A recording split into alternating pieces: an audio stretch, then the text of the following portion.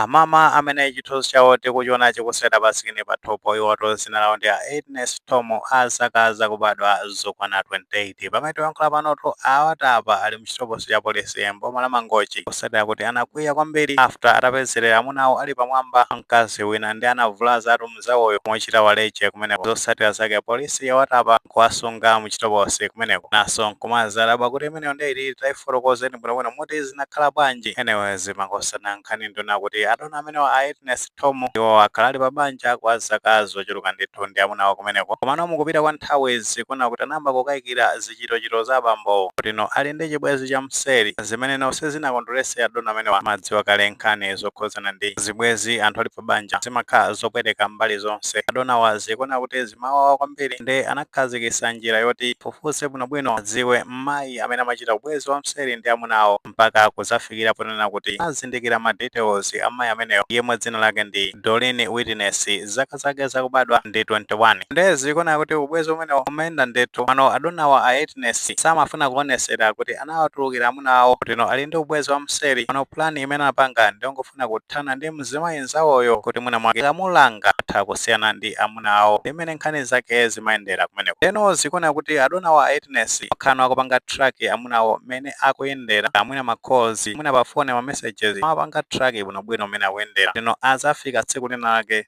akazabonda amakaka zakhazona kuti ali limodzi ndi mkaziyo pamenepo pamene azakhala zona kuti ali mbona ogwirika bwinobwino ndezi katero azapezeka zona kuti amulanga mzawoyo mwina kumuphunzitsa chikhalidwe kuti no asiye kuyenda ndi amuna ino ake imene nkhani zake zimayendera kumeneko nawo chimene chinachitika nchona kuti pambo zikuona kuti tsiku lina lake analumikizana ndi mkazi ameneyo mkazi wa chibwezi amene tikuti Doreen Witness analumikizana ndithu kuti akakumane malo ena ake ndi madziwa zakumuzi kumana kwake kuziona kuti amakumana usiku kuminda kwina kwake ndi kumene amakhala kumana kumeneko nkumachita zinthu zawo zadama kumeneko ndeka inali rutini makhala kumana malo amene after akalumikizana chani siziwika bwinobwino kumano chimene chinachitika nchona kuti lolemba lapitali pa 17 August chaka chimene cha 2026 abambo wasi kuona kuti analumikizana ndi chibwezi chawocho lino akakumane malo ena ake pano nthawi yokumana ndekuti unali usiku amandere menero unali chakuminda kwina wake ndeka amayiwa amapanga track ino amene amalumikizana komanso nthawi imene amanyamuka ulendo umapita kumunda kumeneko siziwika bwinobwino kumano chimene chinachitika ndi chonena kuti amunawo ananyamuka ulendo bwinobwino kukakumana ndi chibwezi chawocho ndipo zinachitikadi anakakumana kumunda kumene amakumana after kufika kumundako zinapezeka zonena kuti anthuto anavula zovala kuyamba kuchita zawo zadama pamenepo osaziwa zona kuti abambo akazawo amawalondola ndetu adonawoto a Witness afika pamalo pamenepo nkuapeza amunawo ali pamwamba amvekere chikatere ndi chani abambo atangozindikira zona kuti mazachita katondo anawazika kuthawa malo amenewo pamene pamachitika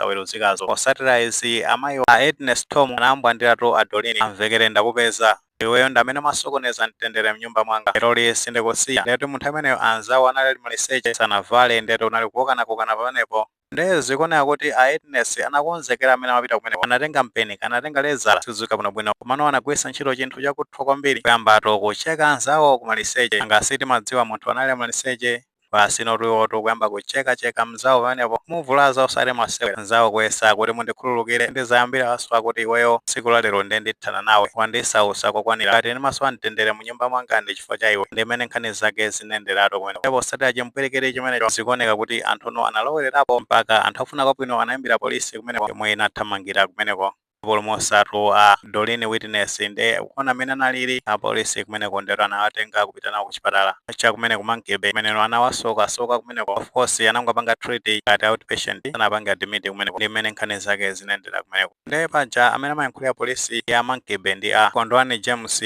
mufotokoza kwawo ananena zona kuti after atapita kuchipatala ndi adona amene apezeredwa akuchita zachisembwerewo zinapezeka zona kuti awatapaso a Agnes Tom ndi pamene tiyankhula pano ndi utali mchilopose mwawo amene akulemba uthenga ofunikira pa mulandu umene adona amenewa anapalamula andoto ovulaza munthu ndi paja timadziwa bwino kuti malamulo a dziko apereka ufulu kwa anthu ndiso samavomereza zona kuti wina wake akumane ndi extreme torture kapena kuti akhale subjected ku cruel treatment ina iliyonse kulengeranso ndi section 19 ya malamulo amenewa ndi zimene anachita adona amenewa a Agnes Tom ndi atenzo lakuika anapalamula mulandu pamenewa mulandu umene anapalamula ndi ovulaza munthu zomweno ndi zosempana ndi section 238 ya penal code manso ndi tikatsata bwinobwino paja munthu akavulaza nzake madaladala ngasinde kuti adona amene anavulaza anzawo madaladala anachita kukonzekera ndithu kuti amene ndikamuvulaza. Zimene zinso ndizosempana ndi section 241 ya Penal Code ndi ya James yakunena kuti khala kupita nawo kubwalo la milandu kumene akayankhe mlandu kumene anapalamula ovulaza anzawo nkhani zovuta kwambiri. Pano ku Monkey Bay kodi zimakhala bwanji kumeneko? Fatal incident ngati imeneyo imapezeka zona kuti anthu achekana kumalo obisika siyachilendo kwenikweni makosana tikakumbukira bwinobwino mbuyomu munali mu December mmene mu chaka cha 2025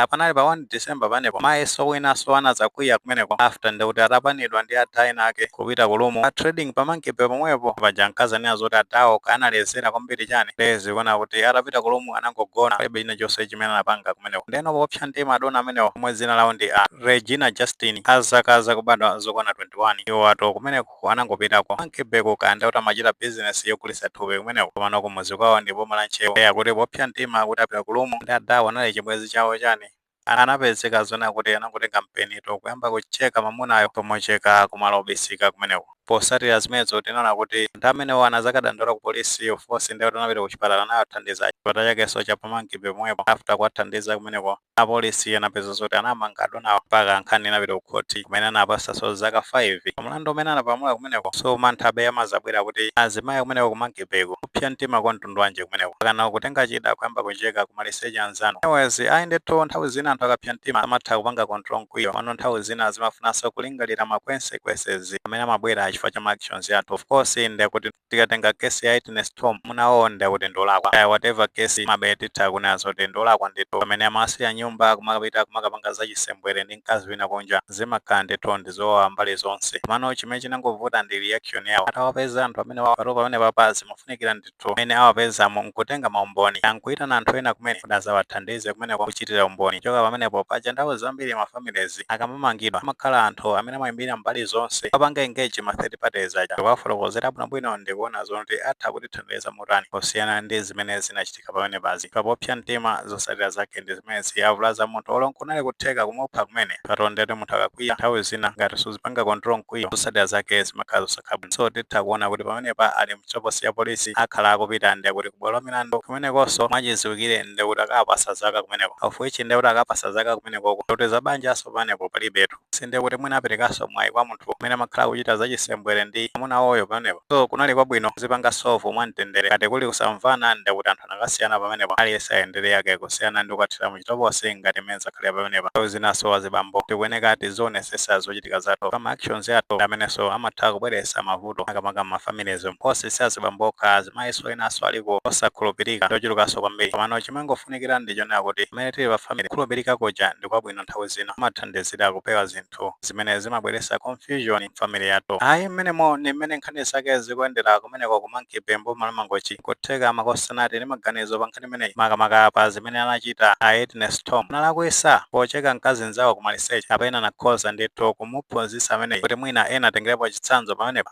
ankana kumbali amunawo kodi zimene amachitazo nzolondola masiya akazi awo kumakachita zachisembwere ndi akazi ena kunja. Kuonapo bwanji pamenepa ati maganizo tili nawo titha kufotokoza mu comment section kumano tikamapereka tikumbukirenso kulemekeza maganizo anzathu. Ngati sinapange subscribe channel cha Fox Muna News titapanga subscribe ndi chonga kuti nkhani zambiri zamachitika ndi zitha kufikira mosavuta.